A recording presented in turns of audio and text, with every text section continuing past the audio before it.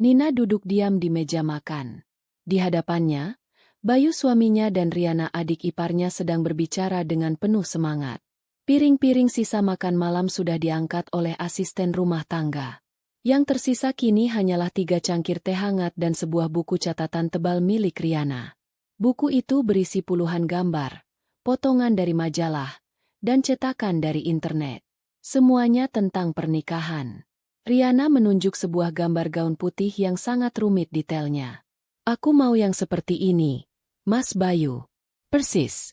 Aku sudah tanya. Desainernya bisa membuatnya khusus untukku, kata Riana.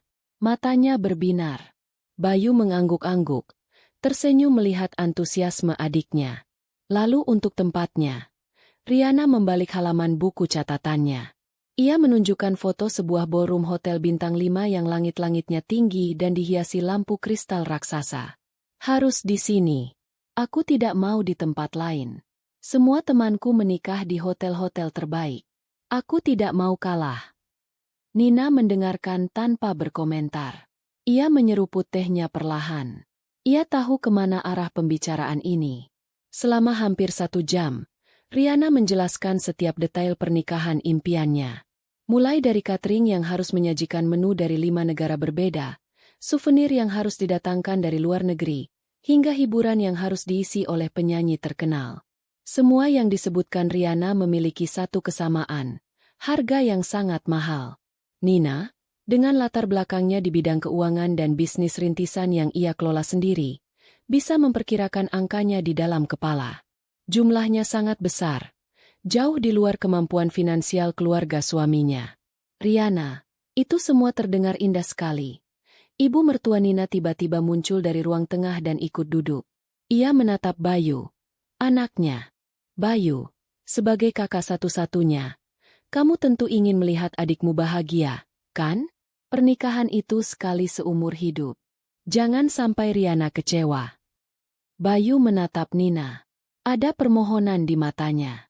Nina mengerti tatapan itu. Itu adalah tatapan yang sama yang Bayu berikan saat ia butuh modal untuk usaha kecilnya yang gagal, atau saat ia butuh uang muka untuk mobil baru. Nina adalah sumbernya. Sumber yang tidak pernah diketahui oleh keluarga besar Bayu. Mereka hanya tahu bahwa Bayu adalah menantu dari keluarga yang cukup berada dan Nina adalah istri yang beruntung karena tidak perlu bekerja keras. Mereka tidak tahu bahwa bisnis online Nina di bidang fashion dan kosmetik sudah menghasilkan omzet miliaran rupiah setiap tahunnya. Nina sengaja tidak pernah menunjukkannya. Ia ingin Bayu terlihat sebagai kepala keluarga yang hebat dan mampu. Tentu, Bu. Aku pasti akan melakukan yang terbaik untuk Riana. Jawab Bayu, suaranya terdengar mantap. Ia lalu menoleh pada Nina. Iya, kan, sayang. Nina hanya tersenyum tipis dan mengangguk. Senyum itu terasa berat di bibirnya. Malam itu, setelah Riana dan ibunya pulang dengan wajah penuh harapan, Bayu duduk di sebelah Nina di tempat tidur. Ia memegang tangan Nina dengan lembut. Aku tahu apa yang kamu pikirkan, kata Bayu.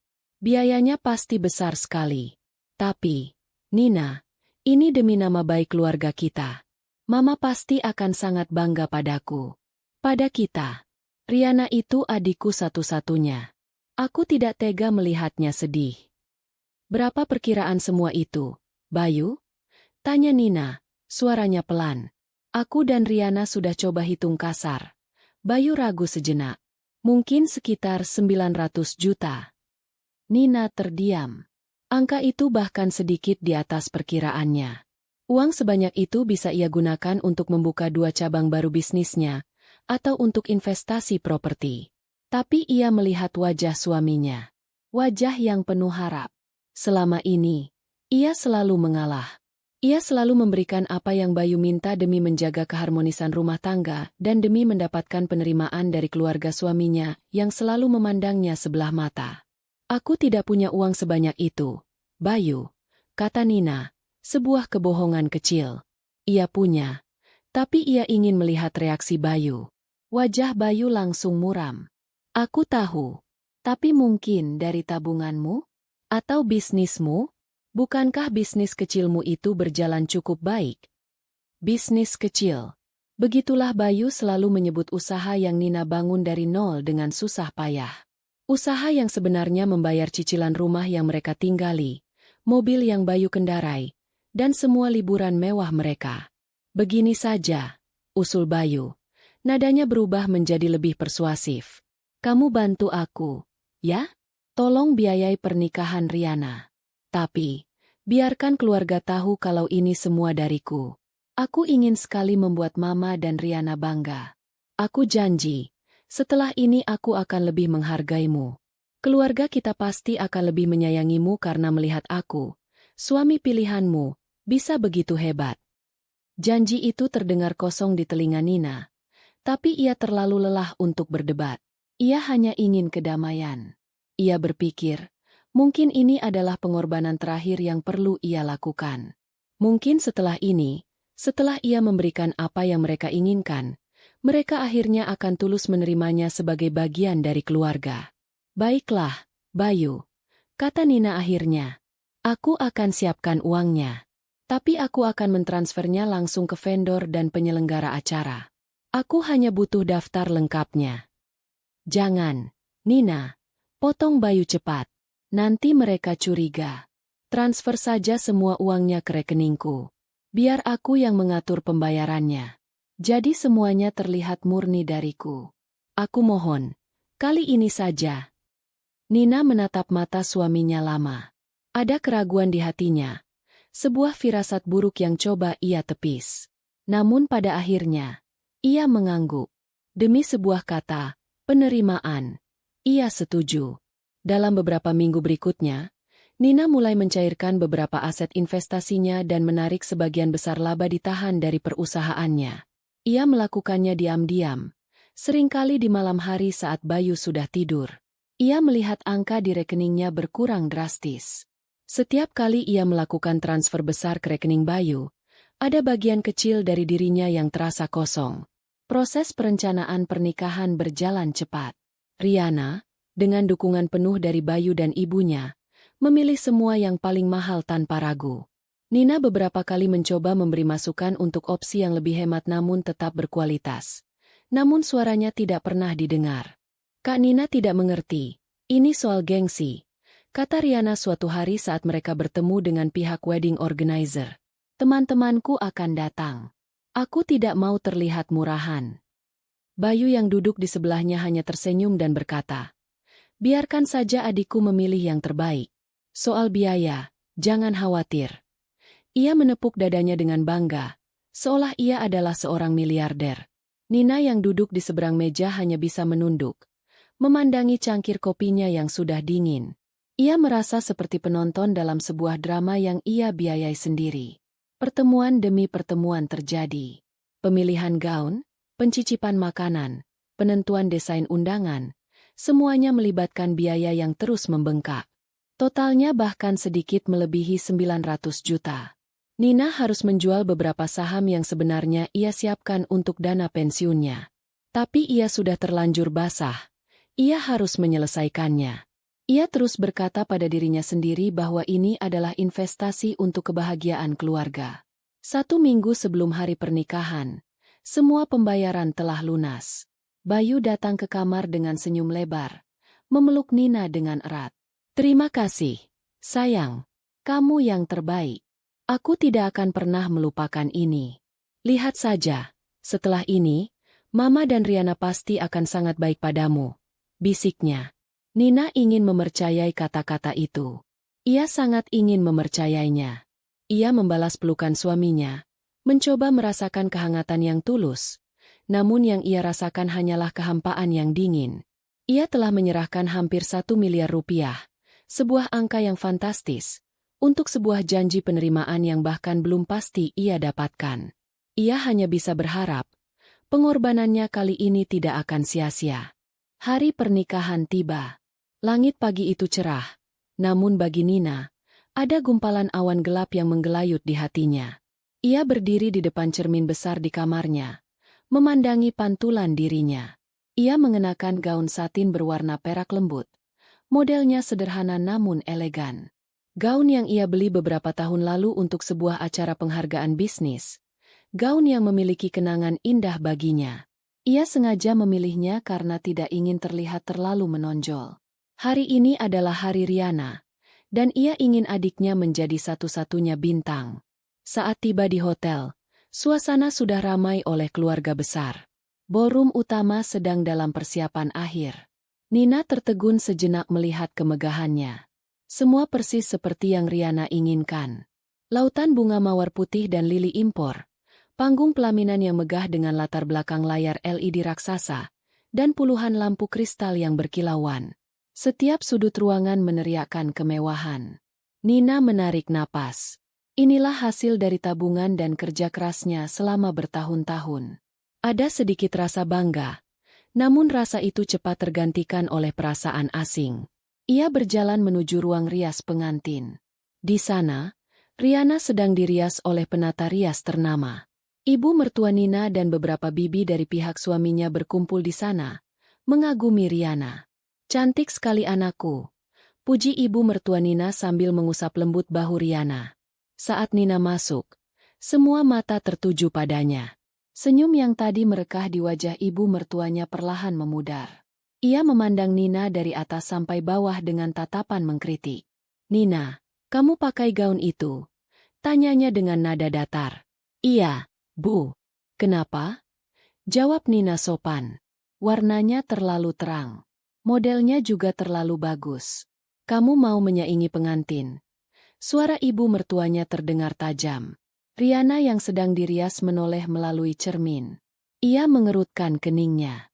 "Benar kata Mama. Kak Nina, harusnya kakak tahu diri sedikit. Ini acaraku. Kenapa kakak sengaja memilih gaun yang begitu mencolok? Semua orang nanti akan melihat kakak, bukan aku." Jantung Nina serasa diremas. Gaun sederhana ini dianggap mencolok? Ia memilihnya justru karena kebalikannya. Ini gaun lama, Riana. Warnanya juga perak, bukan putih. Nina mencoba menjelaskan. "Tetap saja," potong Riana ketus.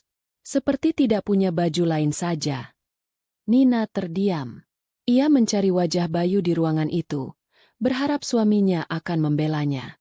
Bayu memang ada di sana, sedang berbicara dengan ayahnya di sudut ruangan. Ia melihat interaksi antara istri, ibu, dan adiknya. Ia melihat raut wajah Nina yang terluka. Tapi ia tidak melakukan apa-apa. Ia justru berjalan menghampiri Nina dan menariknya sedikit menjauh dari kerumunan. "Sudah, jangan diperpanjang," bisik Bayu di telinga Nina.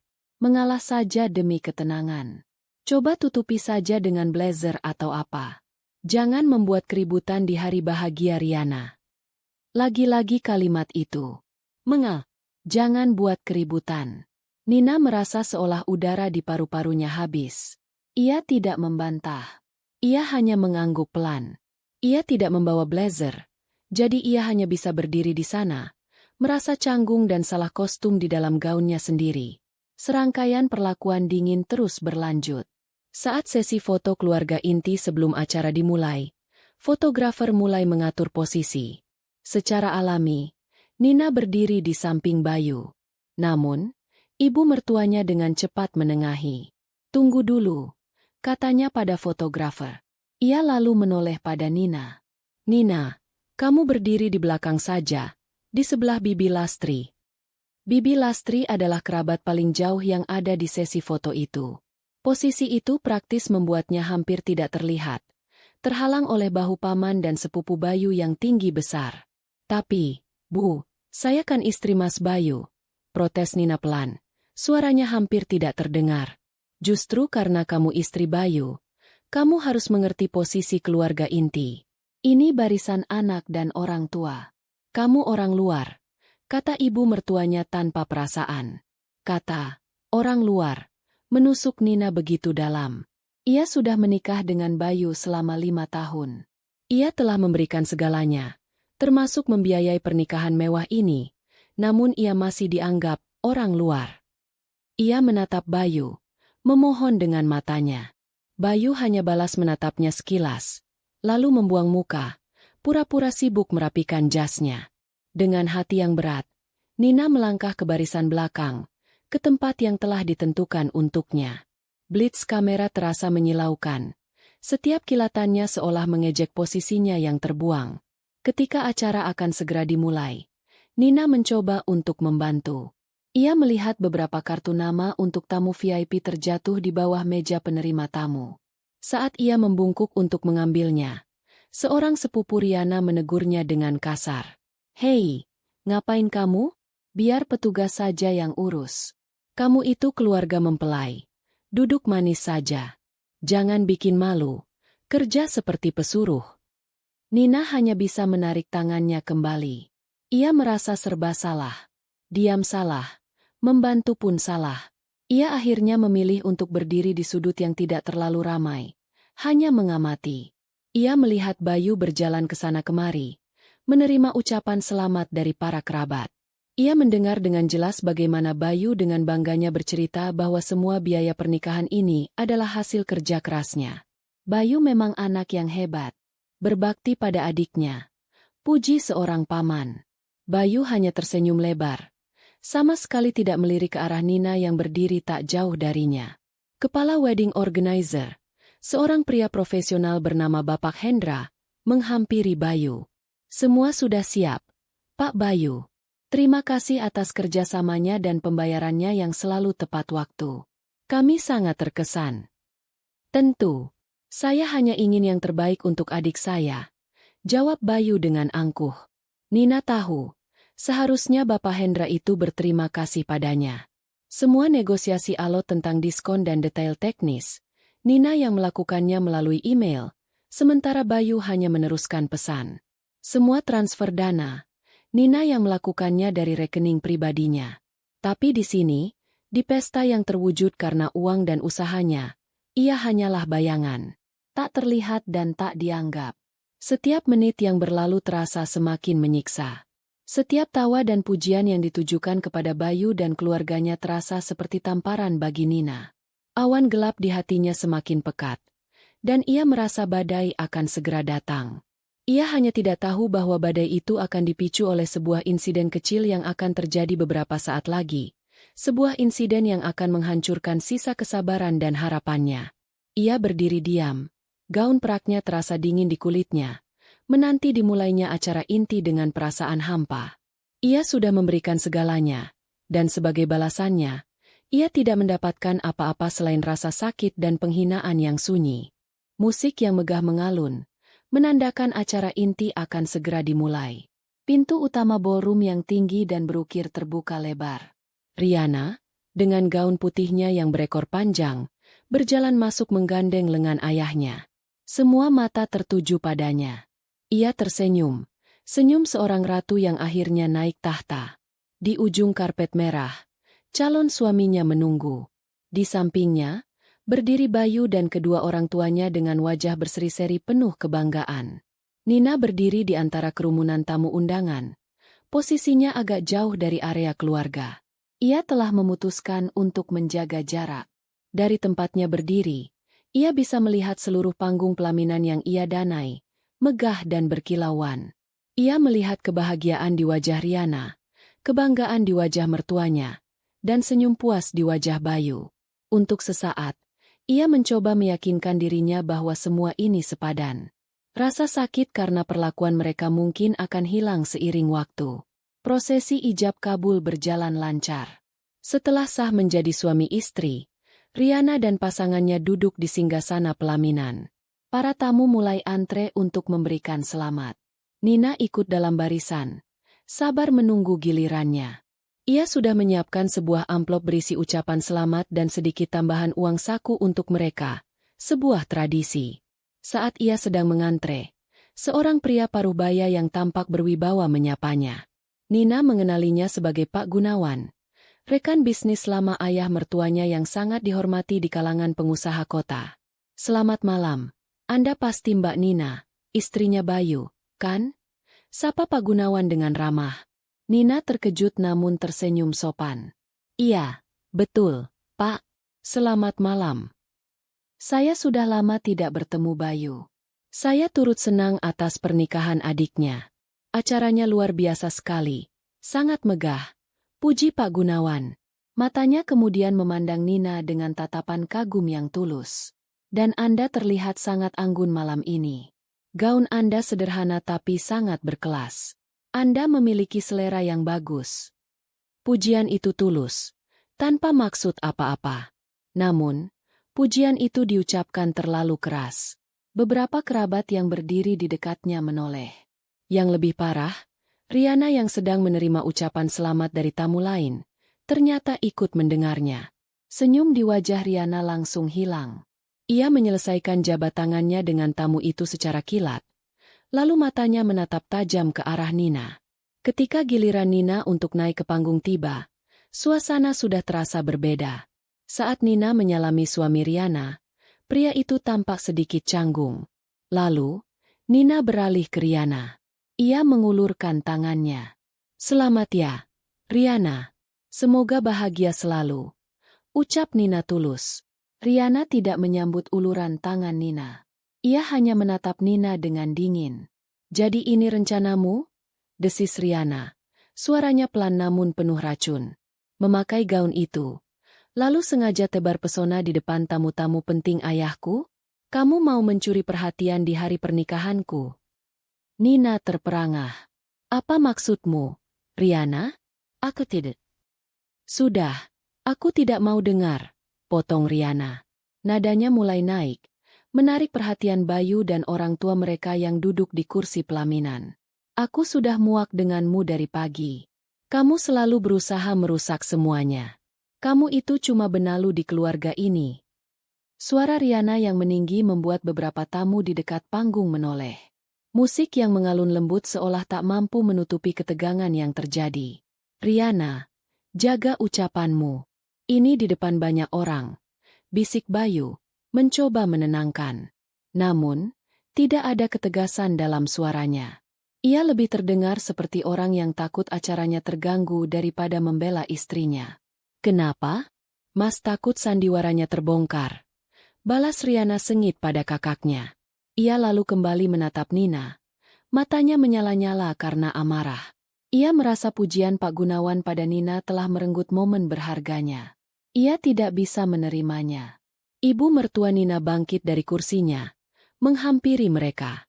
Bukannya melerai, ia justru memanasi keadaan. "Sudah Mama bilang dari awal, anak ini tidak punya niat baik. Lihat saja kelakuannya. Sengaja sekali dia." Nina merasa dunianya runtuh. Ia dikepung di atas panggung yang ia bayar. Dihakimi oleh orang-orang yang hidup dari kemurahan hatinya. Ia menatap Bayu sekali lagi. Tatapan terakhir yang penuh permohonan. "Tolong, katakan sesuatu. Bela aku." Namun Bayu hanya diam. Ia tampak serba salah, melirik ke arah ibunya, lalu ke arah adiknya, dan terakhir ke arah tamu-tamu yang mulai berbisik. Ia memilih jalan aman. Ia memilih untuk tidak memilih. Keheningan Bayu adalah jawaban yang dibutuhkan Riana. Ia merasa mendapat dukungan penuh. Dengan keyakinan penuh, ia menunjuk lurus ke arah pintu keluar ballroom. Suaranya kini tidak lagi berbisik. Ia berteriak, "Aku mau kamu keluar dari sini. Sekarang juga. Aku tidak sudi melihat wajahmu lagi di pesta pernikahanku. Kamu itu pembawa sial dan perusak acara. Keluar!" Teriakan itu menggema di seluruh ruangan. Musik berhenti total. Semua tamu, tanpa kecuali, kini menatap ke arah panggung. Wajah Nina pucat. Penghinaan ini terlalu telanjang, terlalu brutal. Ia merasa ratusan pasang mata menusuknya. Ia menunggu. Mungkin suaminya akan marah pada Riana. Mungkin ibu mertuanya akan sadar ini keterlaluan. Mungkin seseorang akan membelanya. Namun yang terjadi selanjutnya adalah hal yang menghancurkan hatinya hingga menjadi serpihan debu. Seorang paman dari pihak Bayu, mungkin untuk mencairkan suasana yang canggung, tertawa kecil.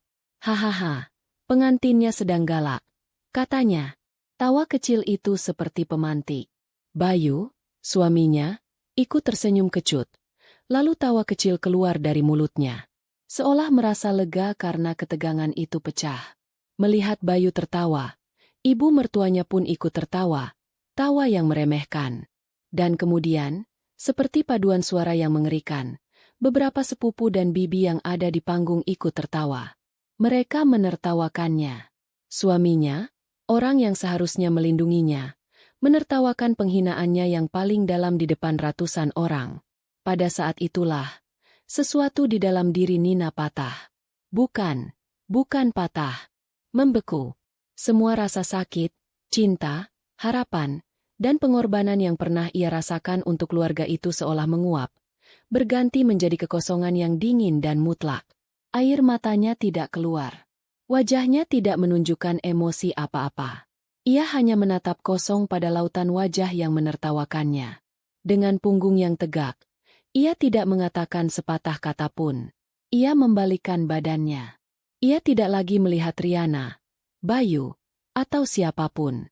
Ia mulai berjalan menuruni tangga panggung. Setiap langkah terasa mantap. Ia berjalan di atas karpet merah yang sama dengan yang dilewati Riana tadi. Karpet yang ia pilih dan ia bayar. Ia berjalan melintasi ballroom yang hening. Tawa telah berhenti. Kini digantikan oleh bisik-bisik dan tatapan kasihan. Nina tidak menunduk. Ia terus berjalan lurus menuju pintu keluar. Ia bisa merasakan tatapan Bayu di punggungnya. Mungkin kini suaminya itu mulai menyadari ada sesuatu yang salah. Tapi sudah terlambat. Sangat terlambat. Pintu ballroom terbuka, dan Nina melangkah keluar, meninggalkan kemegahan palsu itu di belakangnya. Ia tidak akan pernah kembali. Lorong hotel yang mewah terasa dingin dan sepi. Suara musik dari dalam ballroom sudah tidak terdengar lagi. Nina terus berjalan. Langkahnya tidak goyah. Ia melewati beberapa staf hotel yang menatapnya dengan heran. Namun ia tidak peduli. Tujuannya hanya satu. Lift menuju basement tempat mobilnya terparkir. Di dalam kotak lift yang berdinding cermin, Nina melihat pantulan dirinya untuk pertama kali sejak insiden itu. Wajahnya pucat, tapi matanya tidak merah. Matanya tampak gelap dan dalam, memantulkan ketenangan yang mengerikan. Tidak ada air mata. Seolah-olah semua salurannya telah mengering, digantikan oleh gurun es. Tawa suaminya masih terngiang, bukan sebagai sumber rasa sakit, tapi sebagai gema konfirmasi. Konfirmasi bahwa ia telah menanam investasi di tanah yang tandus dan beracun. Pintu lift terbuka di lantai basement yang remang-remang. Hanya ada deretan mobil-mobil mewah dan suara dengungan lampu neon. Nina berjalan menuju mobilnya, sebuah sedan Eropa berwarna hitam. Tangannya yang tadi mantap, kini sedikit gemetar saat ia menekan tombol untuk membuka kunci mobil. Inilah satu-satunya momen kelemahan fisik yang ia tunjukkan. Ia masuk ke dalam mobil, menutup pintu, dan keheningan total langsung menyelimutinya. Disinilah, di dalam ruang pribadinya yang aman, ia mengizinkan dirinya untuk merasakan semuanya. Penghinaan, kemarahan, rasa muak. Ia memegang setir mobil dengan kedua tangannya begitu erat hingga buku-buku jarinya memutih. Napasnya memburu. Satu tetes air mata akhirnya jatuh dari sudut matanya. Panas membasahi pipinya yang dingin. Ia menyekanya dengan kasar. Satu kata itu bergema di kepalanya. Ia tidak akan menangis. Tangisan adalah untuk korban. Malam ini, ia menolak menjadi korban. Ia melepaskan genggamannya pada setir. Tangannya kini tenang. Dengan gerakan yang terukur, ia meraih ponselnya dari dalam tas. Ia menyalakannya. Layar ponsel menampilkan foto dirinya dan Bayu saat liburan di Jepang. Mereka tersenyum bahagia. Tanpa ragu, ia mengganti wallpaper itu menjadi layar hitam polos. Ia membuka aplikasi perbankannya. Layarnya menampilkan riwayat transaksi. Ia menggulir ke bawah. Transfer 50 juta untuk uang muka hotel. Transfer 150 juta untuk desainer gaun Riana. Transfer 200 juta untuk catering. Transfer 300 juta ke rekening Bayu untuk pembayaran wedding organizer dan biaya tak terduga lainnya. Terus ke bawah, angka-angka itu menari di depan matanya. Totalnya, 927 juta rupiah. Harga sebuah tawa. Harga pembebasannya. Ia keluar dari aplikasi bank dan membuka kontaknya. Jarinya berhenti sejenak di nama Bayu. Ada 5 panggilan tak terjawab darinya. Nina menekan nama itu, memilih opsi blokir, dan mengonfirmasinya tanpa ragu. Ia melakukan hal yang sama untuk nomor ibu mertuanya dan Riana. Selesai. Kini saatnya bekerja. Ia membuka folder email di ponselnya. Ia sudah tahu apa yang harus ia cari. Kontrak digital dengan semua vendor. Di sana, namanya tercantum dengan jelas sebagai pihak pembayar atau penjamin dana. Di sebagian besar kontrak, ada klausul standar tentang pembatalan sepihak jika terjadi wan prestasi atau keadaan kahar. Nina tersenyum tipis. Ia akan mendefinisikan keadaan kahar versinya sendiri malam ini. Panggilan pertama ia tujukan kepada Bapak Hendra, kepala wedding organizer. Ponselnya tersambung setelah 2 kali dering. Halo, selamat malam. Terdengar suara Bapak Hendra yang sibuk di seberang sana. Selamat malam, Pak Hendra. Ini saya, Anindita, kata Nina. Suaranya datar dan profesional, seolah ia sedang menelepon untuk urusan bisnis biasa. Oh, Ibu Anindita. Iya, Bu. Ada yang bisa saya bantu? Ini tadi di panggung sepertinya ada sedikit masalah. Bukan sedikit masalah, Pak Hendra. Telah terjadi sebuah insiden yang tidak bisa ditolerir. Jawab Nina, nadanya dingin. Saya menelepon sebagai pihak yang mendanai penuh acara ini. Saya ingin Bapak tahu bahwa semua kesepakatan kita berakhir saat ini juga. Saya membatalkan acara ini. Terdengar keheningan sesaat. Apa, Bu? Dibatalkan bagaimana? Acaranya sudah berjalan, Bu. Tamu sudah datang semua. Saya tidak peduli. Sesuai kontrak kita, Pasal 7 Ayat 3, pihak penjamin dana berhak menarik dukungan jika pihak klien melakukan tindakan yang merugikan nama baik penjamin dana. Saya baru saja diusir secara tidak hormat oleh klien Bapak di depan umum. Itu lebih dari cukup. Jelas Nina dengan lancar. Ia sudah hafal isinya. Hentikan semua pekerjaan tim Bapak. Hentikan musik, matikan pencahayaan panggung, dan umumkan kepada keluarga mempelai bahwa acara ini selesai atas permintaan saya, sang donatur tunggal. Tapi, Bu, ini akan menyebabkan kekacauan. Reputasi kami. Reputasi Bapak akan aman. Saya akan membayar penuh jasa Bapak sesuai kontrak. Anggap saja acara ini selesai lebih cepat. Tapi jika Bapak tidak mengikuti instruksi saya dalam 5 menit ke depan, saya akan memastikan Bapak tidak akan menerima sisa pembayaran dan saya akan menuntut Bapak atas pelanggaran kontrak. Pilihannya ada di tangan Bapak. Ancaman Nina disampaikan dengan tenang, membuatnya terdengar semakin berbahaya. Baik, Bu.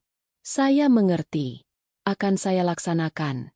Suara Bapak Hendra terdengar pasrah. Nina menutup telepon. Tidak ada jeda. Ia langsung membuat panggilan kedua kepada manajer banquet hotel yang kontaknya juga ia simpan. Selamat malam, Hotel Grand Mahameru, dengan Rudi berbicara. Selamat malam, Pak Rudi. Nama saya Anindita. Saya adalah penanggung jawab finansial untuk acara pernikahan di Grand Ballroom malam ini, kata Nina. Ia mengulangi instruksi yang hampir sama. Ia meminta pihak hotel untuk menghentikan semua pelayanan, termasuk makanan dan minuman, serta secara bertahap mematikan fasilitas di ballroom. Ia menjamin akan membayar semua biaya penalti pembatalan. Manajer hotel itu terdengar lebih kooperatif, karena bagi mereka yang terpenting adalah pembayaran. Panggilan ketiga adalah yang paling singkat, ditujukan kepada direktur perusahaan catering. Hentikan pelayanan. Kemasi semua makanan. Tagihan Anda sudah lunas. Terima kasih. Ia langsung menutup telepon sebelum pria di seberang sana sempat bertanya. Terakhir, ia mengirim sebuah pesan singkat kepada asisten pribadinya. Sinta, tolong segera hubungi pengacara kita, Pak Adnan. Minta beliau siapkan berkas gugatan cerai untuk Bayu Pratama bin Haryono secepat mungkin. Lampirkan bukti kepemilikan aset atas namaku. Prioritas utama. Terima kasih. Pesan terkirim. Nina meletakkan ponselnya di kursi penumpang. Ia melihat jam di dashboard mobil.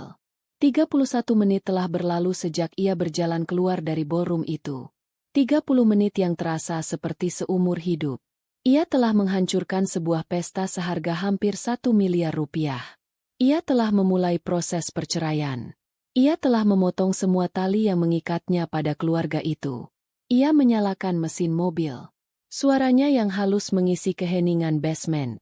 Ia tidak tahu akan kemana. Mungkin ke apartemen lamanya yang masih kosong. Atau mungkin langsung berkendara keluar kota. Itu tidak penting. Yang penting adalah ia bergerak maju, meninggalkan puing-puing kehidupannya yang lama di belakang. Saat ia mengemudikan mobilnya menaiki tanjakan keluar basement, ia tidak menoleh ke belakang sama sekali. Ia tahu, di atas sana, di dalam ballroom yang megah itu, musik baru saja berhenti. Dan sebuah badai yang sesungguhnya baru saja akan dimulai. Setelah Nina pergi, suasana di panggung pelaminan menjadi sangat canggung. Tawa yang tadi pecah kini mati, menyisakan keheningan yang aneh. Para tamu di bawah panggung masih menatap, berbisik-bisik. Riana, wajahnya memerah karena campuran amarah dan rasa menang, mencoba mengabaikan tatapan semua orang. Ia duduk kembali di kursinya seolah tidak terjadi apa-apa. Sudah, biarkan saja dia pergi. Perempuan aneh, suka sekali mencari perhatian. Desis ibu mertua Nina pada Bayu. Ayo, Bayu, suruh musiknya main lagi. Jangan biarkan perempuan itu merusak acara adikmu. Bayu tampak gelisah. Ia melirik ke arah pintu tempat Nina menghilang. Ada perasaan tidak enak yang merayap di dalam dirinya. Firasat buruk yang lebih kuat dari sebelumnya. Ia mencoba menelepon Nina, namun panggilannya langsung dialihkan ke pesan suara. Ia mencoba lagi. Cema. Jantungnya mulai berdebar kencang. Nina tidak pernah seperti ini. Mas Bayu. Panggil Riana tidak sabar. Tunggu apa lagi? Ayo lanjutkan acaranya. Aku tidak mau tamu-tamu berpikir yang tidak-tidak. Tersadar dari lamunannya, Bayu mengangguk kaku. Ia memberi isyarat kepada pembawa acara untuk melanjutkan. Sang pembawa acara, yang juga tampak bingung, berdehem dan mencoba mengembalikan suasana ceria dengan beberapa lelucon. Ia kemudian mempersilakan band orkestra untuk memainkan lagu berikutnya. Musik kembali mengalun, sebuah lagu cinta yang romantis. Beberapa tamu mulai bergerak untuk mengambil makanan. Keluarga besar Bayu berusaha keras untuk bersikap normal, tertawa dan mengobrol dengan suara yang dibuat-buat. Mereka pikir, badai kecil itu telah berlalu. Mereka pikir, mereka telah menang. Namun, baru sekitar 2 menit lagu itu dimainkan, musik tiba-tiba berhenti di tengah-tengah nada. Suara biola yang melengking terpotong begitu saja. Semua orang kembali menoleh ke arah panggung musik. Para pemain orkestra terlihat saling pandang. Lalu tanpa instruksi dari siapapun, mereka mulai meletakkan alat musik mereka dan merapikan partitur. Ayah Bayu, Pak Haryono, yang sedari tadi diam, kini bangkit dari kursinya. Ia berjalan dengan langkah cepat menghampiri pemimpin orkestra itu. Ada apa ini? Kenapa berhenti? Tanyanya dengan nada tinggi.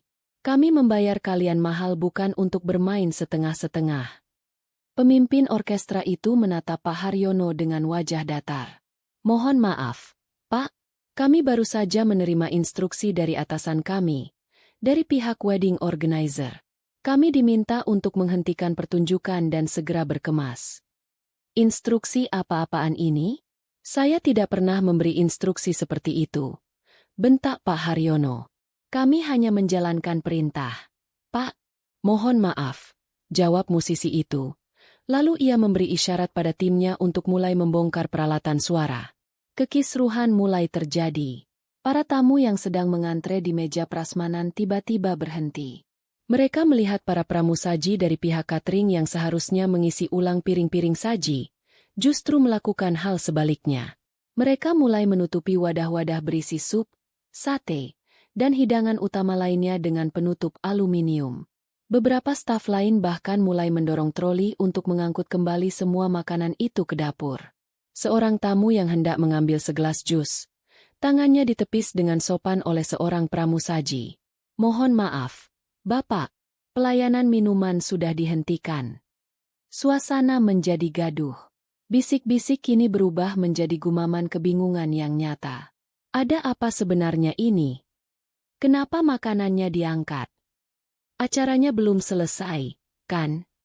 Riana, dari atas pelaminannya, melihat pemandangan itu dengan mata terbelalak. Wajahnya yang tadi berseri-seri kini pucat pasi. Mama! Ayah! Itu kenapa makanannya dibawa pergi? Teriaknya panik. Ibu mertua Nina ikut panik.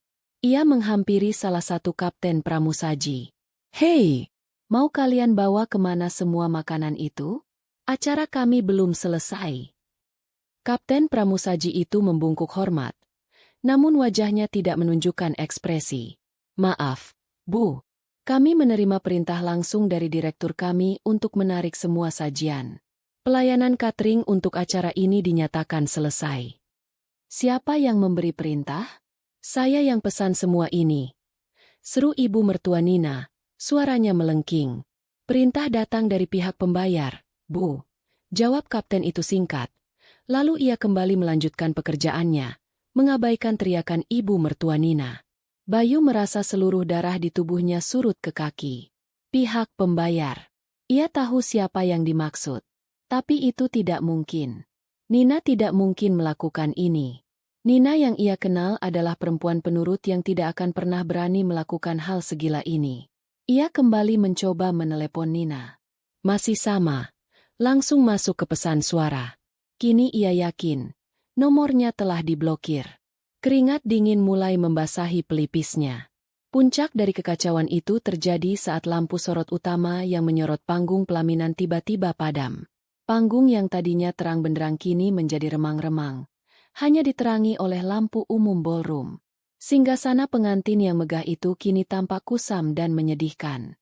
Riana dan suaminya duduk di sana seperti dua patung dalam museum yang gelap. Para tamu kini tidak lagi berbisik. Mereka mulai terang-terangan berbicara. Beberapa bahkan tertawa kecil melihat drama yang terjadi. Rasa malu mulai menyebar seperti racun di antara keluarga besar Bayu. Mereka yang tadi pagi begitu angkuh, kini tampak seperti sekumpulan orang linglung yang kehilangan arah. Beberapa tamu undangan, terutama yang memiliki kedudukan penting, mulai bangkit dari kursi mereka. Mereka merasa tidak ada gunanya lagi berada di sana. Satu persatu, mereka mulai berjalan menuju pintu keluar. Beberapa menyempatkan diri menyalami Pak Haryono dengan wajah prihatin yang dibuat-buat. Kami permisi dulu, Pak Haryono. Sepertinya ada masalah teknis, ya? Kata salah seorang kolega bisnisnya, menepuk bahunya sebelum pergi. Setiap tamu yang melangkah keluar dari pintu itu terasa seperti sebuah tamparan keras bagi keluarga itu. Pesta impian senilai hampir 1 miliar rupiah itu hancur berantakan bahkan sebelum mencapai puncaknya. Semuanya runtuh dalam waktu kurang dari 30 menit. Di tengah kepanikan dan kehancuran itu, Bayu melihat sesosok figur berjalan tegap memasuki ballroom. Itu adalah Bapak Hendra, sang kepala wedding organizer. Ia tidak terlihat panik. Wajahnya serius dan ia memegang sebuah map tebal di tangannya. Ia berjalan lurus, tidak menghiraukan para tamu. Tujuannya hanya satu. Panggung pelaminan tempat keluarga inti yang sedang kebingungan itu berkumpul. Bayu tahu, pria itu membawa jawaban. Dan ia punya firasat yang sangat buruk. Jawaban itu akan menjadi paku terakhir di peti mati kehormatan keluarganya malam ini. Bapak Hendra tiba di depan panggung pelaminan. Ia menatap satu persatu wajah keluarga yang kacau itu. Pak Haryono yang merah padam karena marah, Ibu Bayu yang diambang tangis, Riana yang sudah terisak, dan Bayu yang pucat seperti mayat. Bapak Hendra, apa-apaan semua ini? Bentak Pak Haryono. Tidak bisa lagi menahan emosinya. Kamu yang bertanggung jawab atas acara ini. Kenapa semua jadi berantakan begini? Saya akan menuntut perusahaan Anda. Bapak Hendra tidak gentar. Ia membungkuk sedikit sebagai tanda hormat. Namun sorot matanya tetap tajam dan profesional. Mohon maaf atas ketidaknyamanannya, Pak Haryono. Saya di sini untuk menjelaskan situasi. Jelaskan. Jelaskan kenapa tim kamu tiba-tiba berhenti bekerja dan merusak acara anak saya. Timpal Ibu Bayu dengan suara bergetar. Tim saya, begitu juga dengan pihak hotel, catering, dan vendor lainnya, Berhenti bekerja atas instruksi langsung dari pihak yang mendanai acara ini. Jelas Bapak Hendra dengan suara yang jelas dan tegas, cukup keras untuk didengar oleh beberapa tamu yang masih tersisa dan sengaja berlama-lama untuk menonton drama. Pernyataan itu membuat keluarga Bayu terdiam sejenak. Mereka saling pandang. Pihak pendana? Apa maksudmu? Tanya Pak Haryono bingung. Ibu Bayu tertawa sinis. Tawa yang dipaksakan untuk menunjukkan superioritas. Jangan mengada-ada kamu. Tidak ada pihak pendana atau donatur. Semua ini, ia membuat gerakan menyapu ke seluruh ruangan. Semua kemewahan ini dibiayai lunas oleh anak saya, Bayu. Dia bekerja keras untuk memberikan yang terbaik bagi adiknya. Ia menepuk dada Bayu dengan bangga. Tapi Bayu tidak bereaksi. Ia hanya menunduk. Tidak berani menatap siapapun. Ia tahu kebenaran akan segera terungkap. Bapak Hendra menatap Ibu Bayu dengan ekspresi datar. Mohon maaf, Bu. Tapi data yang kami miliki berkata lain. Seluruh pembayaran untuk acara ini, mulai dari uang muka hingga pelunasan, memang sudah lunas. Tapi bukan dari rekening atas nama Bapak Bayu. Riana berhenti menangis. Ia menatap Bapak Hendra dengan bingung. Lalu dari siapa? Mas Bayu bilang. Bapak Hendra membuka map yang ia bawa. Ia tidak menunjukkan isinya kepada mereka. Namun ia membacakan sebuah poin penting dari sana untuk melindungi posisi hukum perusahaannya. Berdasarkan kontrak nomor 778-WO4-2025, pihak klien adalah saudari Riana dan keluarga. Namun, pihak penjamin dana dan pembayar tunggal, yang namanya tercantum di setiap halaman kontrak dan dari rekening siapa semua dana ditransfer, adalah. Bapak Hendra berhenti sejenak, membuat semua orang menahan napas. Seorang wanita bernama Ibu Anindita. Nama itu terdengar seperti ledakan bom di tengah keheningan ballroom. Keluarga Bayu membeku. Pak Haryono mengerutkan kening, mencoba memproses. Ibu Bayu membuka mulutnya, tapi tidak ada suara yang keluar. Dan Riana, matanya melebar karena syok dan ketidakpercayaan mutlak. Apa? Anindita? Suara Ibu Bayu akhirnya keluar, terbata-bata. Tidak mungkin. Perempuan itu? Dia tidak punya apa-apa.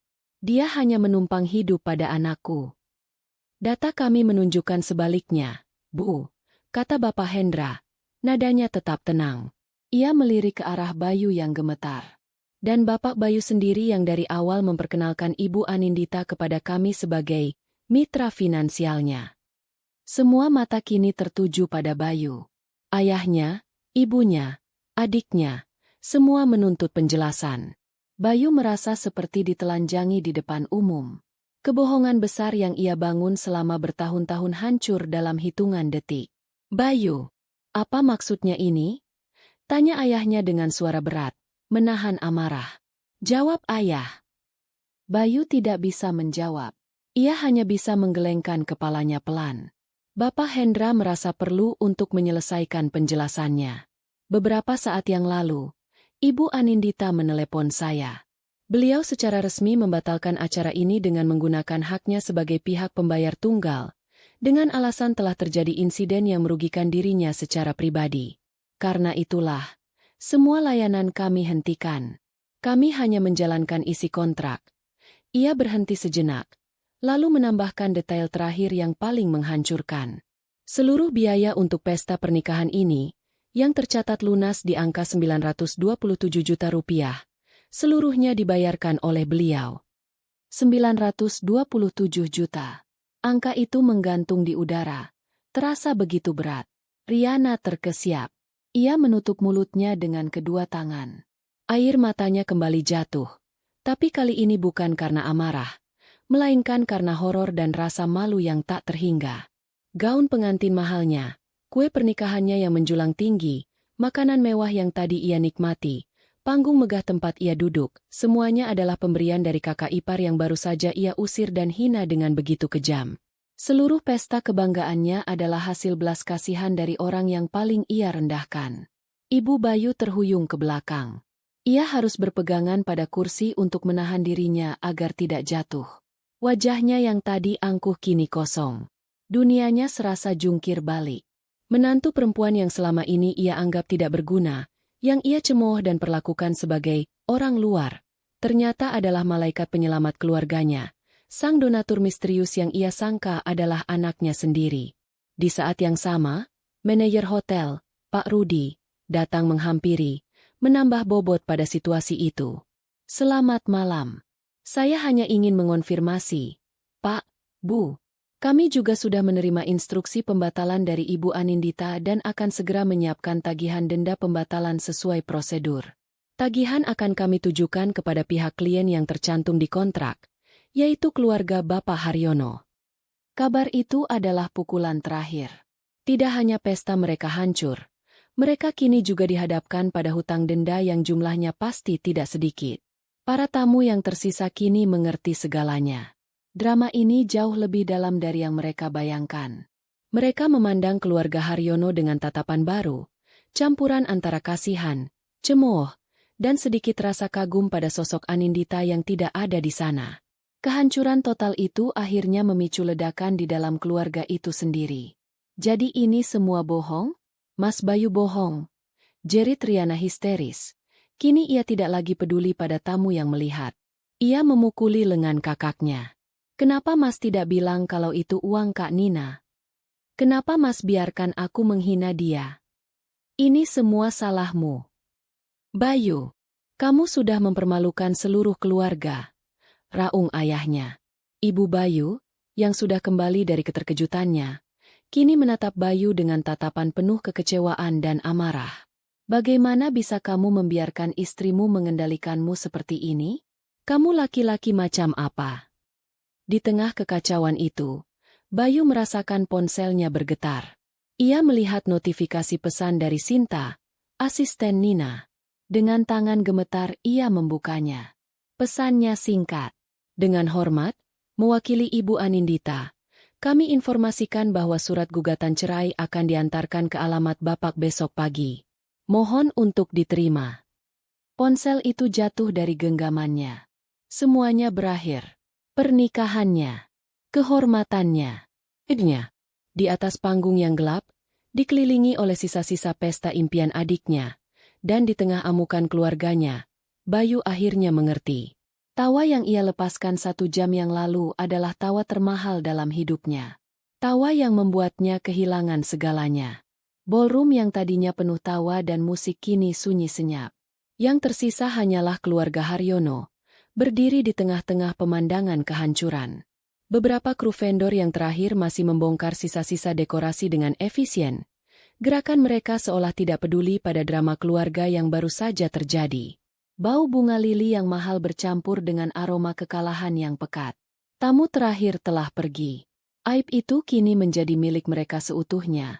Tidak ada lagi penonton.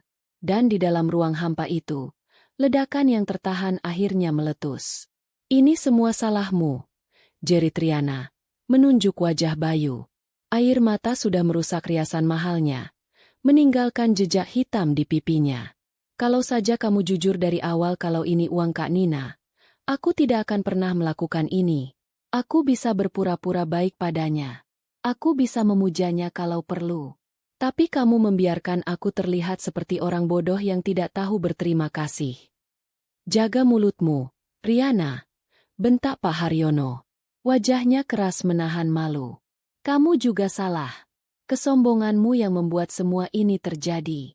Kalau kamu tidak serakah dengan pernikahan semewah ini, kita tidak akan berada dalam situasi ini. Aku serakah?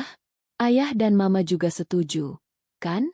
Kalian juga menikmati pujian dari semua orang, kan? Balas Riana, tidak mau kalah. Ibu Bayu, yang sedari tadi hanya dia mematung, kini melangkah maju. Tatapannya tertuju pada satu orang. Bayu, kamu, katanya dengan suara rendah dan bergetar. Kamu anak laki-laki ibu. Bagaimana bisa kamu membiarkan seorang perempuan, istrimu sendiri, memegang kendali sebesar ini? Kamu tidak bisa mengaturnya? Kamu tidak bisa membuatnya tunduk padamu? Kamu telah gagal, Bayu. Kamu gagal sebagai suami, dan kamu gagal sebagai anak yang menjaga kehormatan keluarga. Setiap kata dari ibunya terasa seperti cambukan bagi Bayu. Ia ingin membela diri. Ia ingin berteriak bahwa ia hanya ingin membuat mereka semua bahagia. Ia ingin mengatakan bahwa Nina tidak pernah mencoba mengendalikannya. Justru sebaliknya, Nina memberikan semua yang ia miliki. Tapi tidak ada suara yang keluar dari tenggorokannya. Ia tahu, apapun yang ia katakan sekarang tidak akan ada gunanya. Ia adalah pusat dari semua kesalahan. Sekarang bagaimana? Suara Pak Haryono terdengar putus asa. Kita sudah dipermalukan di depan seluruh kota. Belum lagi tagihan denda dari hotel. Dari mana kita dapat uang untuk membayarnya? Pertanyaan itu membuat mereka semua terdiam. Mereka hidup dalam kenyamanan. Tapi bukan kenyamanan yang berasal dari kekayaan berlimpah. Gaya hidup mereka selama ini banyak ditopang secara diam-diam oleh Nina melalui Bayu. Kini, sumber dana itu telah hilang. Dan justru meninggalkan mereka dengan lubang hutang yang besar. Perjalanan pulang ke rumah adalah sebuah siksaan. Di dalam mobil mewah yang ternyata juga dibeli Nina atas nama perusahaannya, tidak ada yang berbicara. Hanya isak tangis Riana yang sesekali terdengar, dan helaan napas berat Pak Haryono yang sedang menyetir. Ibu Bayu memandang keluar jendela dengan tatapan kosong. Bayu duduk di kursi depan, memandangi ponselnya yang gelap. Ia mencoba membuka blokir Nina, tapi ia tidak tahu caranya. Ia mencoba mengirim pesan melalui aplikasi lain, mencari nama Nina, tapi sepertinya semua akunnya juga sudah memblokirnya. Ia benar-benar terputus. Sesampainya di rumah, pertengkaran itu kembali pecah. Di ruang keluarga yang interiornya juga dipilih dan dibayar oleh Nina, mereka saling menyalahkan dengan lebih brutal, kini tanpa perlu menjaga citra di depan orang lain. Aku tidak mau tahu, Bayu. Kamu harus perbaiki ini. Seru ibunya. Temui istrimu. Minta maaf. Bersujud di kakinya kalau perlu. Bawa dia kembali. Katakan padanya kita semua menyesal. Bagaimana aku bisa menemuinya, Bu? Nomor teleponku diblokir. Jawab Bayu frustrasi. Cari ke rumah orang tuanya. Ke kantornya. Kemana saja. Jangan jadi laki-laki lemah. Bentak ayahnya. Kehidupan kita bergantung pada ini. Di tengah keributan itu, sebuah email masuk ke ponsel Pak Haryono. Dari Departemen Keuangan Hotel Grand Mahameru. Subjeknya, surat tagihan pembatalan acara. Dengan tangan gemetar, ia membukanya. Matanya melebar saat melihat angka yang tertera di bagian bawah. 250 juta. Bisiknya lirih. Semua orang berhenti berteriak. Apa? Tanya Ibu Bayu. Denda pembatalannya. 250 juta rupiah. Harus dibayar dalam waktu 14 hari, kata Pak Haryono. Suaranya terdengar kosong. Ia menjatuhkan dirinya di sofa. Angka itu begitu nyata, begitu besar. Itu adalah harga dari kesombongan mereka. Harga dari pengusiran dan tawa mereka. Riana mulai menangis lebih keras. Bukan lagi tangisan amarah, tapi tangisan putus asa. Impiannya tentang kehidupan pernikahan yang mewah dan dihormati kini hancur. Bahkan sebelum dimulai. Ia kini hanya akan dikenal sebagai mempelai wanita yang pestanya dibatalkan karena menghina donaturnya sendiri. Calon suaminya, yang sejak tadi hanya diam di sudut ruangan, kini menatapnya dengan pandangan yang sulit diartikan. Bayu menatap keluarganya yang hancur. Ia melihat keserakahan ibunya, keangkuhan adiknya, dan kelemahan ayahnya. Tapi saat ia bercermin, ia melihat yang terburuk dari semuanya. Seorang pengecut yang menjual harga diri istrinya demi pujian sesaat. Penyesalan akhirnya datang, bukan lagi karena takut kehilangan uang atau fasilitas, tapi penyesalan yang tulus karena telah menyakiti satu-satunya orang yang benar-benar mencintai dan mendukungnya tanpa syarat. Ia tahu ibunya benar. Ia harus menemukan Nina. Tapi bukan untuk menyelamatkan keuangan keluarganya. Ia harus menemukannya untuk meminta maaf. Meskipun ia tahu permintaan maafnya mungkin tidak akan pernah diterima. Ia bangkit, mengambil kunci mobil, dan tanpa berkata apa-apa, ia berjalan keluar dari rumah yang terasa seperti neraka itu, menuju malam yang gelap, untuk mencari kepingan hidupnya yang telah ia hancurkan dengan tangannya sendiri. Pagi menjelang. Di sebuah unit apartemen servis di pusat kota, Anindita menyesap kopi pertamanya. Dari jendela kaca yang terbentang dari lantai ke langit-langit, ia bisa melihat kota yang mulai sibuk. Tidak ada jejak kesedihan di wajahnya. Yang ada hanyalah kelegaan. Ia tidur nyenyak tadi malam, untuk pertama kalinya setelah berbulan-bulan. Tidur tanpa beban untuk menyenangkan orang lain, tanpa kecemasan akan dinilai. Ponselnya berdering. Bukan panggilan dari nomor yang tidak dikenal, melainkan dari Sinta, asisten kepercayaannya. Selamat pagi, Bu Nina. Pagi, Sinta. Bagaimana? Jawab Nina tenang. Semua sudah berjalan sesuai instruksi Ibu. Pak Adnan, pengacara kita, sudah menyelesaikan berkasnya tadi malam. Pagi ini, kurir khusus sudah berangkat untuk mengantarkan surat gugatan cerai ke alamat Bapak Bayu. Diperkirakan akan sampai dalam 1 jam ke depan. Baik. Terima kasih banyak atas bantuanmu, Sinta. Satu hal lagi, Bu. Tim audit kami juga sudah selesai menyusun daftar aset. Mobil sedan yang dipakai Bapak Bayu terdaftar penuh atas nama perusahaan kita. Pak Adnan menyarankan untuk segera mengirimkan surat somasi untuk penarikan aset tersebut. Lakukan, kata Nina tanpa ragu. Semua yang menjadi hakku dan hak perusahaan harus kembali.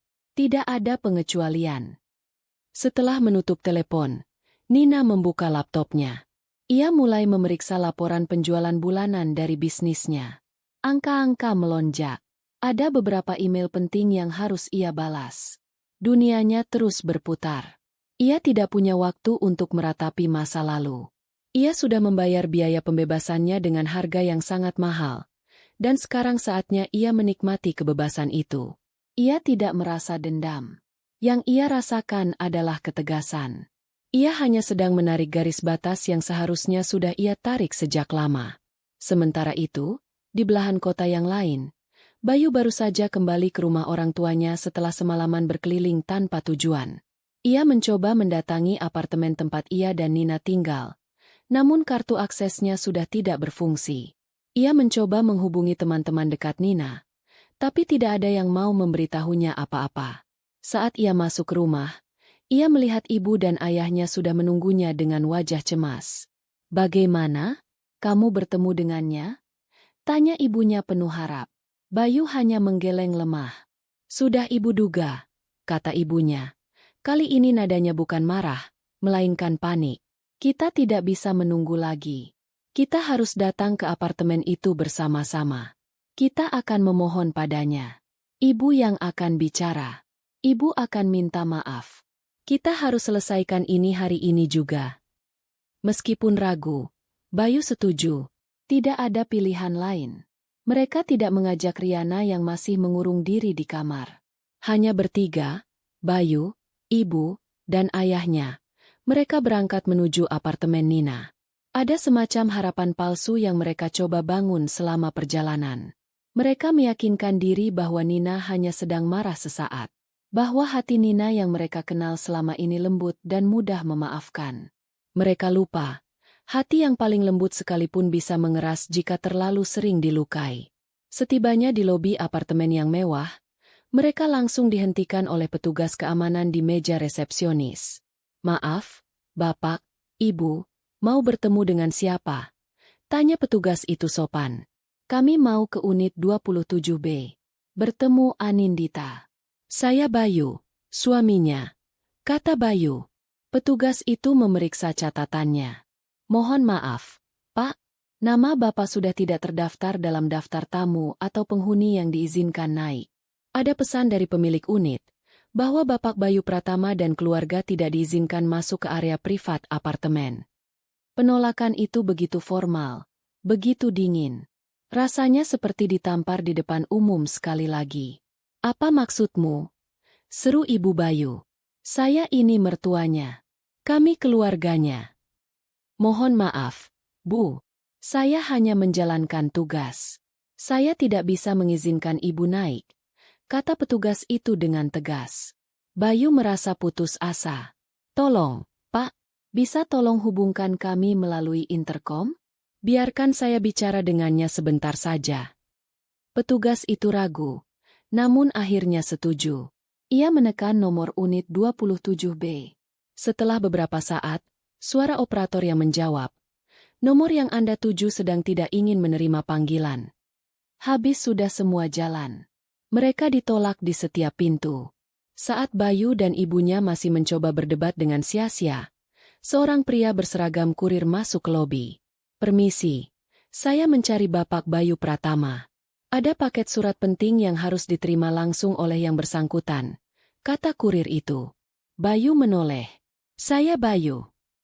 Kurir itu menghampirinya, menyodorkan sebuah amplop coklat tebal dan sebuah papan dengan kertas tanda terima. "Mohon tanda tangan di sini, Pak." Dengan tangan yang terasa berat, Bayu menandatanganinya. Ia menerima amplop itu.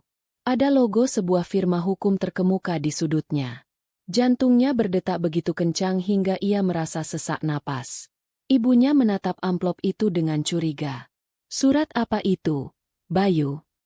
Perlahan, Bayu merobek amplop itu. Ia mengeluarkan isinya. Lembar pertama yang ia lihat memiliki kop surat dari Pengadilan Agama. Judulnya ditulis dengan huruf tebal, "Pemberitahuan Gugatan Cerai." Kaki Bayu terasa lemas. Ia harus bersandar ke dinding lobi agar tidak jatuh. Ibunya merebut kertas itu dari tangannya. Matanya membelalak saat membaca isinya. "Cerai. Dia menggugat cerai kamu." Bisiknya tak percaya. Di belakang surat gugatan itu, ada beberapa lampiran lain. Rincian daftar aset bersama, yang hampir 90%-nya ternyata adalah aset pribadi Nina. Dan yang terakhir, sebuah surat peringatan resmi dari pengacara Nina, yang isinya menuntut pengembalian 1 unit mobil sedan hitam dalam waktu 3x24 jam sebelum tuntutan hukum lebih lanjut diajukan. Di sanalah mereka berdiri, di lobi apartemen yang tidak bisa mereka masuki, memegang bukti tertulis bahwa mereka telah kehilangan segalanya. Pintu lift di seberang mereka terbuka, namun Nina tidak pernah muncul. Yang ada hanyalah pintu yang tertutup kembali. Sebuah penegasan akhir bahwa babak kehidupan Nina bersama mereka sudah benar-benar selesai. Tidak ada jalan untuk kembali. 6 bulan berlalu. Waktu tidak menyembuhkan luka bagi keluarga Haryono. Ia justru menggaraminya, membiarkannya membusuk menjadi borok permanen. Kejatuhan mereka tidak terjadi dalam satu ledakan, melainkan dalam serangkaian keruntuhan kecil yang lambat dan menyakitkan. Yang pertama runtuh adalah keuangan mereka. Tagihan denda pembatalan sebesar 250 juta rupiah dari pihak hotel adalah sebuah kenyataan pahit yang tidak bisa mereka hindari. Ditambah lagi dengan tagihan-tagihan kecil lain dari vendor yang menuntut kompensasi. Pak Haryono tidak memiliki uang tunai sebanyak itu. Tabungan pensiunnya tidak cukup. Dengan berat hati dan diiringi isak tangis ibunya, mereka terpaksa menjual rumah keluarga. Rumah besar di kawasan elit yang menjadi simbol status mereka selama puluhan tahun. Proses penjualan itu adalah sebuah parade penghinaan. Calon pembeli datang silih berganti, menawar harga rumah mereka dengan rendah karena tahu mereka sedang dalam posisi terdesak. Kabar tentang keluarga yang gagal menggelar pesta pernikahan sudah menjadi rahasia umum. Akhirnya, rumah itu laku di bawah harga pasar. Setelah melunasi semua hutang denda, uang yang tersisa hanya cukup untuk membeli sebuah rumah kecil di pinggir kota, terjepit di antara rumah-rumah lain yang seragam di sebuah kompleks perumahan kelas menengah. Pindah rumah adalah neraka. Ibu Bayu menangis setiap kali ia membungkus perabotan antik atau guci keramik yang dulu selalu ia pamerkan. Di rumah baru yang sempit, setengah dari perabotan itu bahkan tidak muat. Mereka terpaksa menjualnya dengan harga murah. Ruang tamu yang dulu bisa menampung 50 orang untuk arisan, kini digantikan oleh sebuah ruangan kecil yang sesak hanya dengan 1 set sofa. Kebanggaan mereka terkikis bersamaan dengan debu-debu saat proses pindahan. Yang kedua runtuh adalah status sosial mereka. Ibu Bayu, yang dulunya adalah ratu di lingkaran sosialitanya, kini menjadi paria. Ia pernah sekali mencoba memberanikan diri datang ke pertemuan arisan bulanan di sebuah kafe. Saat ia masuk, obrolan dan tawa yang ramai mendadak hening. Teman-teman yang dulu selalu memujinya kini hanya memberinya senyum kaku atau bahkan pura-pura tidak melihat. Ia duduk di sudut, sendirian. Ia bisa mendengar bisikan-bisikan dari meja seberang. Kasihannya, Katanya sekarang tinggal di perumahan Citra Indah. Pantesan. Makanya jangan sombong. Dengar-dengar mantunya itu yang kaya raya. Tapi diusir. Bukan diusir lagi. Pestanya dibatalkan saat itu juga. Memalukan sekali. Setiap bisikan terasa seperti jarum. Ia tidak sanggup bertahan lebih dari 15 menit. Ia pulang dengan menahan tangis. Sejak hari itu, ia tidak pernah lagi keluar rumah untuk acara sosial. Dunianya kini terbatas pada dinding rumah baru yang tidak ia sukai. Bagi Riana, keruntuhannya adalah yang paling personal. 2 minggu setelah malam pernikahan yang gagal itu, tunangannya datang ke rumah bersama orang tuanya. Mereka datang bukan untuk memberi dukungan, melainkan untuk memutuskan hubungan. "Mohon maaf, Riana," kata calon suaminya itu, tidak berani menatap matanya. "Tapi setelah mempertimbangkan semuanya, keluarga kami merasa kita tidak bisa melanjutkan rencana pernikahan ini." "Kenapa?" bisik Riana, meskipun ia sudah tahu jawabannya. Ibu dari pria itu yang menjawab, nadanya dingin dan tanpa basa-basi. "Keluarga kami sangat menjaga nama baik.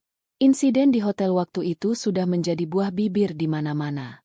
Kami tidak ingin nama keluarga kami terseret dalam masalah keluarga kalian. Ditambah lagi, kami dengar kondisi keuangan keluarga kalian sedang tidak baik. Kami harus realistis." Tidak ada lagi yang bisa dikatakan. Pertunangan itu putus. Cincin berlian yang selalu ia banggakan harus ia kembalikan. Pria yang ia pikir akan menjadi suaminya pergi begitu saja, meninggalkannya bersama puing-puing reputasinya. Riana menjadi pribadi yang penuh kepahitan. Ia lebih banyak mengurung diri di kamar. Gadis yang dulu ceria dan angkuh itu kini menjadi pendiam dan pemarah. Ia sering bertengkar dengan ibunya untuk hal-hal sepele. Rumah kecil itu terasa semakin sesak oleh aura negatif mereka. Dan terakhir, Bayu. Ia adalah pusat dari reruntuhan itu. Perceraiannya dengan Nina selesai dalam waktu singkat. Nina tidak menuntut apa-apa selain aset yang memang menjadi miliknya. Itu berarti, mobil mewah yang biasa Bayu kendarai ditarik. Ia harus menyerahkan kunci apartemen yang nyaman. Kartu kredit tambahan dari rekening Nina diblokir. Semua fasilitas yang selama ini ia nikmati lenyap begitu saja. Ia mencoba mencari pekerjaan baru, tapi skandal itu membuntutinya. Beberapa perusahaan yang ia lamar menolaknya secara halus setelah mengetahui latar belakangnya. Ia akhirnya bekerja di sebuah perusahaan kecil dengan gaji yang jauh di bawah standar hidupnya dulu. Setiap hari, ia harus naik angkutan umum, berdesakan dengan penumpang lain. Setiap hari, ia makan siang dengan menu sederhana dari warung Tegal. Ia tinggal kembali bersama orang tuanya. Tidur di kamar lamanya yang sempit. Setiap hari ia harus melihat wajah kecewa ayahnya, mendengar keluhan ibunya, dan merasakan kemarahan adiknya. Ia menjadi simbol kegagalan di rumahnya sendiri. Penyesalan menggerogotinya setiap malam. Ia seringkali membuka akun media sosial palsu hanya untuk melihat profil Nina. Ia melihat foto-foto Nina di berbagai negara untuk perjalanan bisnis. Ia melihat Nina tersenyum, dikelilingi teman-teman baru. Nina tampak bersinar, lebih hidup dari sebelumnya. Sementara ia, semakin hari semakin meredup. Suatu malam, mereka berempat duduk di ruang keluarga yang sempit, menonton televisi tanpa suara. Tidak ada yang berbicara. Tidak ada lagi pertengkaran. Tidak ada lagi saling menyalahkan. Yang tersisa hanyalah kekosongan dan kesedihan yang tak terucap. Mereka terikat bersama dalam sebuah penderitaan yang mereka ciptakan sendiri. Di layar televisi, sebuah iklan menampilkan ballroom Hotel Grand Mahameru, mempromosikan paket pernikahan mewah. Riana langsung mematikan televisi. Keheningan di ruangan itu terasa semakin berat dan menyesakkan. 6 bulan setelah malam yang mengubah hidupnya, Anindita berdiri di depan sebuah bangunan ruko 3 lantai yang baru saja selesai direnovasi. Di atasnya terpasang sebuah papan nama yang elegan dengan logo perusahaannya. Nina Co. Flagship Store. Ini adalah toko fisik pertamanya, sebuah lompatan besar dari bisnisnya yang selama ini hanya berbasis online. Ia tersenyum. Bukan senyum kemenangan atas orang lain, tapi senyum kepuasan atas pencapaiannya sendiri. Setelah bercerai, ia tidak membuang waktu. Seluruh energi yang dulu ia habiskan untuk mencoba membahagiakan keluarga suaminya, kini ia curahkan sepenuhnya untuk mimpinya. Hasilnya luar biasa. Bisnisnya berkembang pesat. Ia merekrut puluhan karyawan baru. Ia bahkan baru saja menandatangani kontrak untuk mengekspor produknya ke 3 negara di Asia Tenggara. Selamat, Bu Nina. Semuanya terlihat sempurna, kata Sinta, asistennya, sambil menyerahkan segelas kopi. Terima kasih, Sinta. Ini semua berkat kerja keras tim kita, jawab Nina tulus. Kehidupannya telah berubah total. Ia tidak lagi tinggal di apartemen lama yang penuh kenangan buruk. Ia membeli sebuah rumah kecil dengan taman di halaman belakang, tempat yang tenang dan damai. Ia mengisi rumah itu dengan buku-buku, tanaman hias, dan tawa dari teman-teman sejatinya yang sering ia undang untuk makan malam. Ia juga kembali terhubung dengan keluarganya sendiri. Orang tuanya, yang selama ini hanya bisa melihatnya dari jauh, kini bisa sering berkunjung. Mereka pernah bertanya sekali tentang apa yang sebenarnya terjadi. Nina hanya menjawab singkat. Pernikahanku sudah selesai, Bu, Pak. Aku baik-baik saja sekarang. Aku lebih bahagia. Orang tuanya mengerti. Mereka tidak bertanya lebih jauh. Mereka hanya memberinya pelukan hangat, dukungan tulus yang selama ini ia rindukan. Nina tidak pernah lagi mencari tahu kabar tentang Bayu dan keluarganya. Ia tidak tertarik. Baginya, mereka adalah bab yang sudah selesai ia baca dan ia tutup rapat-rapat. Sesekali, seorang teman lama mencoba memberinya informasi. Nin, kamu dengar tidak? Rumah keluarga Bayu katanya dijual. Nin, aku lihat Riana sekarang kurus sekali, sepertinya depresi. Setiap kali itu terjadi, Nina selalu mengalihkan pembicaraan dengan sopan. Oh ya? Bagaimana dengan pekerjaan barumu? Ceritakan dong. Ia tidak ingin ada kebencian atau kepuasan dalam hatinya. Itu hanya akan menjadi racun. Ia memilih untuk fokus pada kebaikannya sendiri. Ia mulai melakukan hal-hal yang dulu hanya ada dalam angan-angannya. Ia mengambil kursus menyelam di Bunaken. Ia melakukan perjalanan solo ke Kyoto untuk melihat bunga sakura. Ia belajar melukis setiap akhir pekan. Ia menemukan kembali potongan-potongan dirinya yang hilang. Potongan-potongan yang dulu ia korbankan demi orang lain. Ia menjadi utuh kembali, bahkan lebih kuat dari sebelumnya. Suatu pagi, beberapa hari setelah pembukaan tokonya yang sukses, Nina bangun lebih awal. Ia membuat secangkir teh melati dan berjalan ke balkon di kamarnya yang menghadap ke timur. Udara pagi masih terasa sejuk. Di ufuk, semburat jingga mulai mewarnai langit yang gelap. Fajar akan segera tiba. Ia duduk di kursi rotan, menikmati kehangatan cangkir di tangannya. Ia memikirkan perjalanannya. Ia teringat pada malam di dalam mobil di basement hotel itu. Malam di mana ia merasa hancur. Namun dari kehancuran itu ia justru menemukan kekuatannya yang paling besar. Ia teringat pada angka 927 juta rupiah. Angka yang dulu terasa seperti kerugian yang luar biasa. Kini, ia melihatnya secara berbeda. Uang itu tidak hilang. Uang itu adalah investasi terbaik yang pernah ia lakukan. Itu bukan investasi untuk sebuah pesta pernikahan, melainkan investasi untuk hidupnya sendiri. Itu adalah biaya kursus termahal yang mengajarkannya tentang harga diri. Itu adalah tiket pembebasan dari penjara ekspektasi orang lain. Itu adalah harga yang harus ia bayar untuk membeli kembali dirinya sendiri. Dan itu semua sepadan. Setiap rupiahnya. Saat matahari perlahan muncul di cakrawala, menyebarkan sinarnya yang keemasan, Nina tersenyum. Senyum yang tulus, tenang, dan penuh rasa syukur. Ini adalah fajar barunya. Sebuah awal dari kehidupan yang ia bangun sendiri, di atas fondasi kekuatan dan kebijaksanaannya sendiri. Ia tidak tahu apa yang akan terjadi di masa depan. Apakah ia akan bertemu seseorang yang baru atau tidak? Itu tidak lagi menjadi prioritasnya. Yang ia tahu pasti adalah, ia bahagia, ia cukup. Dan untuk saat ini, itu lebih dari segalanya. Ia menyeruput tehnya, menyambut hari yang baru dengan hati yang lapang dan penuh harapan. 3 tahun kemudian, Sebuah sedan kelas menengah berhenti di depan lobi gedung perkantoran yang menjulang tinggi dan modern. Pengemudinya, seorang pria berusia pertengahan 30-an, mematikan aplikasi di ponselnya. Ia menatap gedung itu sejenak. Ia mengenalinya sebagai salah satu alamat bisnis paling bergengsi di kota. Tugasnya hari itu, seperti hari-hari lainnya selama setahun terakhir, adalah mengantarkan paket dokumen sebagai kurir di sebuah perusahaan logistik.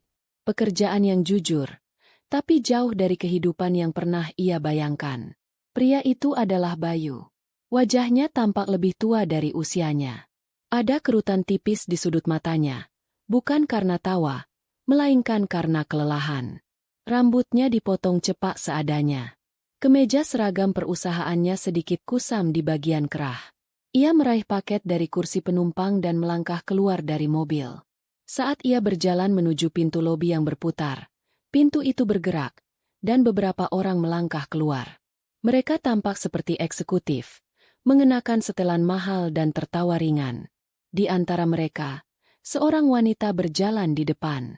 Ia mengenakan blazer berwarna krem yang pas di badan, rambutnya ditata rapi, dan di tangannya ia memegang sebuah tas kulit yang tampak berkelas.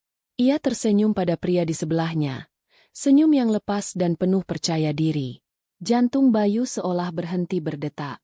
Ia mengenal wanita itu lebih dari siapapun di dunia ini. Anindita. Nina. Ia tampak berbeda. Ada aura yang bersinar darinya. Aura ketenangan dan kekuasaan yang tidak pernah ia miliki dulu. Ia tidak lagi terlihat seperti wanita yang berusaha menyenangkan semua orang. Ia terlihat seperti wanita yang dunianya berputar di sekelilingnya. Bayu membeku di tempatnya, beberapa meter dari lobi. Ia merasa seperti hantu. Ia bisa melihat Nina dengan begitu jelas, sementara ia sepenuhnya tidak terlihat. Nina dan rekan-rekannya berhenti sejenak di dekat pilar, menunggu mobil mereka. Nina tidak menoleh ke arahnya. Tidak ada alasan baginya untuk melakukannya. Bagi Nina, Bayu hanyalah bagian dari latar belakang pemandangan kota yang sibuk. Seorang kurir anonim yang kebetulan lewat.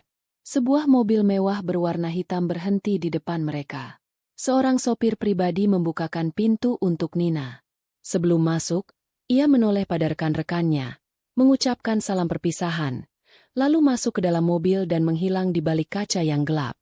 Mobil itu melaju dengan mulus, meninggalkannya. Bayu masih berdiri mematung. Ia merasakan campuran emosi yang menyesakkan di dadanya. Penyesalan, kerinduan, rasa malu, dan kesadaran yang menyakitkan akan jurang yang kini memisahkan mereka. Ia telah menukar wanita itu dengan tawa sesaat dan persetujuan semu dari keluarganya.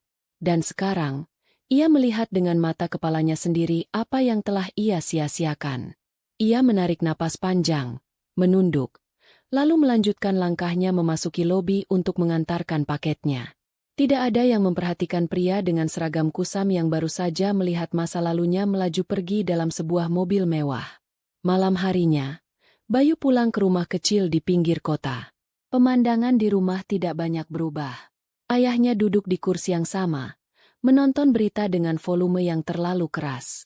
Ibunya sedang di dapur, mengeluhkan harga cabai yang naik. Di sudut ruangan, Riana sedang melipat brosur untuk pekerjaan sampingannya. Kejatuhan itu telah membentuk mereka. Riana tidak lagi angkuh. Setelah bertahun-tahun melamar pekerjaan dan terus ditolak karena reputasinya, ia akhirnya diterima bekerja sebagai staf administrasi di sebuah klinik kecil. Gajinya pas-pasan. Untuk menambah penghasilan, ia mengambil pekerjaan sampingan melipat brosur iklan supermarket. Ia jarang bicara, dan tidak pernah lagi membahas tentang pernikahan atau kemewahan. Impiannya telah mati, digantikan oleh rutinitas bertahan hidup. "Kamu sudah makan, Bayu?" tanya ibunya tanpa menoleh. "Sudah, Bu. Di jalan tadi," jawab Bayu sambil meletakkan kunci di atas meja. Tidak ada lagi percakapan setelah itu. Keheningan adalah bahasa utama di rumah itu. Mereka tidak lagi bertengkar karena sudah tidak ada lagi yang bisa disalahkan. Mereka semua tahu peran mereka masing-masing dalam kehancuran itu. Mereka kini terkurung bersama dalam penjara penyesalan yang mereka bangun. Di belahan kota yang lain, Di sebuah ballroom hotel bintang 5 yang bahkan lebih megah dari tempat pernikahan Riana dulu, Anindita berjalan menaiki panggung. Tepuk tangan ratusan orang menggema di ruangan itu. Malam ini, ia menerima penghargaan sebagai pengusaha wanita paling inspiratif tahun ini. Ia berdiri di podium, memegang piala kristal yang berkilauan di tangannya. Ia memandang lautan wajah di hadapannya. Di barisan depan, ia bisa melihat orang tuanya yang menangis haru, Sinta asistennya yang tersenyum bangga, dan beberapa sahabat dekatnya yang bersorak untuknya. Ia berdehem, lalu mulai berbicara. Suaranya tenang dan jelas, dipancarkan melalui pengeras suara ke seluruh penjuru ruangan. Terima kasih. Mulainya. Saat saya memulai bisnis ini dari sebuah kamar kecil bertahun-tahun yang lalu, saya tidak pernah membayangkan akan berdiri di sini. Perjalanan ini tidak mudah. Ada banyak keraguan, banyak pengorbanan, dan banyak momen di mana saya merasa harus menyerah. Ia berhenti sejenak. Matanya menatap lurus ke depan. Saya belajar satu hal yang sangat penting dalam perjalanan ini. Terkadang, untuk membangun sesuatu yang benar-benar kuat dan kokoh, kita harus berani meruntuhkan fondasi yang rapuh terlebih dahulu. Tidak peduli seberapa menakutkan kelihatannya. Karena dari puing-puing itulah kita menemukan material terbaik untuk membangun kembali, bukan hanya sebuah bisnis, tapi juga diri kita sendiri. Ia tidak menyebut nama siapapun. Ia tidak perlu. Kata-katanya adalah kesaksian atas hidupnya sendiri. Ia melanjutkan pidatonya, berterima kasih pada timnya, pada keluarganya, pada orang-orang yang benar-benar percaya padanya. Tepuk tangan kembali bergemuruh saat ia selesai. Setelah acara, di kamar hotelnya, Nina berdiri di balkon, menatap kerlip lampu kota. Piala penghargaannya berdiri anggun di atas meja di dalam kamar. Ia baru saja selesai membalas puluhan pesan ucapan selamat. Salah satunya dari seorang arsitek yang ia kenal beberapa bulan terakhir. Seorang pria baik hati yang menghargai kecerdasannya lebih dari apapun. Pesannya singkat. Kamu pantas mendapatkan semuanya. Selamat sekali lagi, Nina. Nina tersenyum. Ia tidak sedang terburu-buru mencari cinta, tapi ia juga tidak lagi menutup hatinya. Ia telah belajar bahwa kebahagiaan sejati tidak datang dari orang lain, melainkan dari kedamaian di dalam diri sendiri. Dan ia, sekarang, merasa sangat damai. Masa lalu adalah sebuah pelajaran, bukan hukuman seumur hidup. Ia telah lulus dari pelajaran itu dengan nilai tertinggi. Ia menatap langit malam yang luas, menarik napas dalam-dalam, merasakan udara malam yang sejuk. Fajar baru telah lama datang untuknya. Dan kini, setiap hari yang ia jalani terasa cerah.